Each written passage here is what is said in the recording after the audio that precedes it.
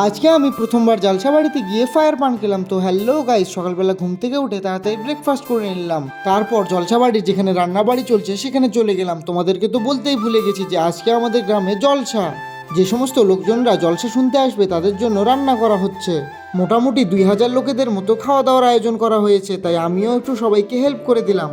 অনেক লোকের খাবার একসঙ্গে তৈরি হচ্ছে, তাই আমাদেরকে 4টা চুলা একসঙ্গে জ্বালাতে হয়েছে। রান্নাবাড়ি কমপ্লিট হওয়ার পর আমরাও খেতে বসে গেলাম। এই যে ছেলেটাকে দেখতে পাচ্ছ তোমরা, আগে খেয়ে নিচ্ছে, এটা আমার বন্ধু হয় যে আমাকে ছেড়ে খেয়ে নিয়েছে। তারপরে আমরা খাওয়া দাওয়া শেষ করে বাড়িতে এসে জামা কাপড় চেঞ্জ করে সন্ধ্যাবেলা বেরিয়ে পড়লাম জালসা দেখার উদ্দেশ্যে। যেখানে বক্তৃতা দেওয়া হচ্ছে সেখানে তো গিয়ে দেখলাম প্রচুর ভিড়, তাই ঢুকতেই পেলাম না। তাই আমরা কিছুক্ষণ পর সেটা দেখে টেকে বাইরে বেরিয়ে গেলাম। বাইরে বেরিয়ে দেখলাম যে অনেকগুলো দোকান দিয়েছে। দোকানগুলিতে বিভিন্ন ধরনের আতর আছে, বিভিন্ন ধরনের টুপি আছে, বিভিন্ন ধরনের পাঞ্জাবি এবং মহিলাদের জন্য বিভিন্ন ধরনের বোরখা। তারপর পেয়ারা মাখা খাওয়ার জন্য আমরা পেয়ারা মাখার দোকানে গিয়ে বললাম যে আমাদেরকে মোটামুটি 300 গ্রামের মতো পেয়ারা মাখা দিও। 45 টাকায় 300 গ্রাম পেয়ারা মাখা খাওয়ার পরে আমরা চলে গেলাম একটি পানের দোকানে।